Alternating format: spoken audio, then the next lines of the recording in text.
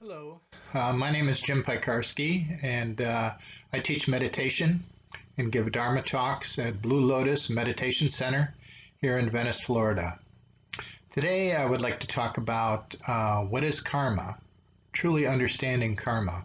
I think there's a lot of misconceptions about it or narrow understandings of it. In Buddhism, people are encouraged to develop positive karma. If you develop positive karma, you'll have better situations in your life, and it will help you be open to the Dharma, be open to spiritual teachings. One thing about karma is that if you eliminate reincarnation, which is hard to prove, most people in the West have some belief in some type of karma. You know, there's these sayings like, "What goes around comes around," and people get what they deserve. And this is pretty obvious. It's very difficult to act badly without consequences coming to you. You run into a lot of conflict, either with society around you or in yourself. So there is positive and negative karma. Positive karma is based on the good things you do, and negative karma is based upon confusion, basically, and ignorance. But it's when you hurt yourself or others. So the basic view of karma is a justice view. We suffer when we make others suffer. This can be seen in our legal system, and most people see it this way. And I think that it is a limited view because it kind of stresses punishment. It sees just one slice of the karmic situation. Another way to understand it, and this broadens it a bit, is understanding it by understanding conditioning. The conditioned mind is also called the karmic mind. Conditioning is our mental habits and our tendencies. And we have this tendencies inside of ourselves. These tendencies are responsible for karma. And as we work through these tendencies and see through them, then karma disappears. So we move away from karma as the idea of guilt, blame, and punishment. Karma is something that is conditioned into us and we can remove. If we develop a habit, it will tend to continue. If you're swearing, drinking, eating sweets, etc., the habit is a tendency, and so is the karma that will come with that. A conditioned habit means we act without awareness. This lack of awareness is not skillful and it creates conflict in our environment. So if we act ignorantly, we're going to get in conflict with others, society, and it'll even create conflict in our own psyche. So karma is basically the result of our conditioned mind and our habit patterns. But let's take another view of karma. Another view of karma is the learning view, and I think this is the best view of karma in a way. Your true nature makes you gravitate towards certain experiences to learn from them. So it's not really punishment; it's learning, and sometimes the only way we can learn things is through suffering. So let's take an example. First, I'll take an example with reincarnation. So say you're a con man in a particular life, and you really like conning people. You're feeling like you're getting it over on people. It's very exciting to you, and you're really attracted to the con. And you go through that whole life. You're never caught. You get a lot of money from the con, and you never really suffer any great karma from it. Now imagine that you're born again, and you're not, you don't, you're born into a good family. You don't have this desire to con people. It's against your ethics, the ethics you've been taught as a child in this new life. But there's still a seed from your past life. The seed is that you're really attracted to the con. There's something about it that's very exciting. So what happens is you meet a con man, and they're a very exciting person, and you get involved with them in some way, and they end up taking you for everything you have. So the seed was still there. It was never dealt with, that you were attracted to conning. And now, with a second lifetime, you've suffered both sides of it. And because you've suffered both sides of it, you can be done with conning. Conning is no longer something you have to learn from. Initially, you had to learn from it because you were blind.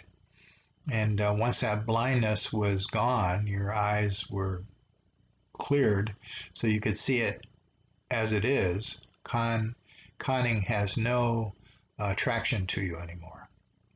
Let's take another example within life, not reincarnation. Say you're a teen and you're attracted to a group of your girl, and you're attracted to a group of girls who really like to tease other kids and be really witty and put people down and stuff like that. And you have a very quick mind too. So you get involved with this group and you start picking on other people. And you pick on other people, you laugh with your friends, and it all seems like a good time. However, at some point, these other girls start turning on you. When they turn on you, they turn on quite viciously.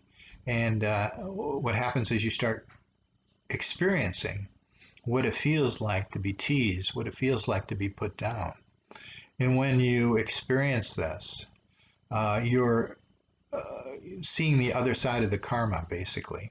You're understanding what it means to be teased from both sides.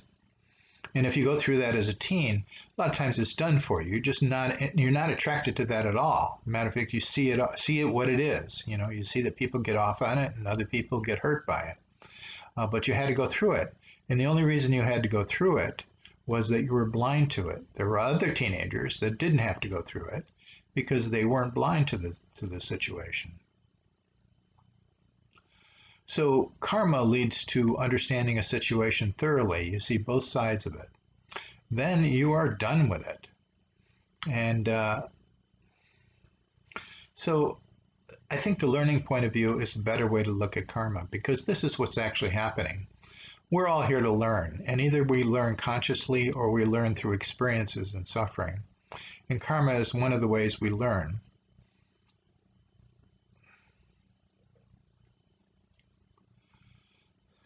The other thing about karma is that, and there's a teaching basically that the more intention you have, the more motivation you have, is the more liable you are for it, the greater the karma. It's kind of interesting. If you really mean to hurt someone, then that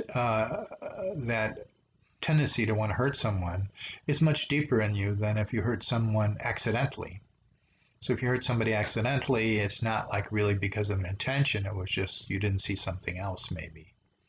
You're not aware of something else. In legal terms, you're more responsible for an action if you have intention. So if you get in a fight and you beat somebody up and they die, then you probably get a manslaughter charge because they can't, your intention was not to kill them. Your intention was just to fight or protect yourself or whatever. However, if they can prove that you were intending to kill that person, then it moves from manslaughter to first-degree murder. So there is an understanding that our intentions are different. And people who have deep negative intentions, those are harder to change.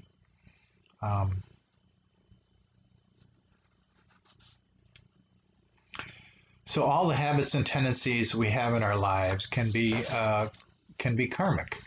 And I think that it's really important to, understand karma, that there's basically three ways of looking at it. The justice view, which I think pretty much everybody knows that view and doesn't offer much. And then the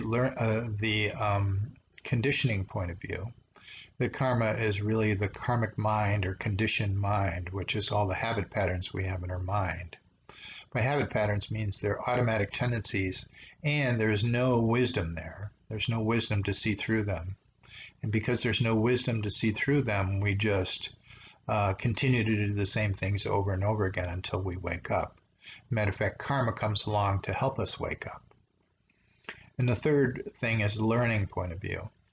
So in the learning point of view, we do wake up from our conditioned mind. We wake up because we experience the whole thing, both sides of it, and we get to really understand it. And once we get to really understand it and see that it's negative, we're just done with it. we don't have to return to it at all. It's done forever. So yeah, look at your own experience. And I imagine there's things in your life where you were just done with them. You saw it from both sides, and now you're done. And this is karma. So I'll do another one on overcoming karma. So, okay, thank you.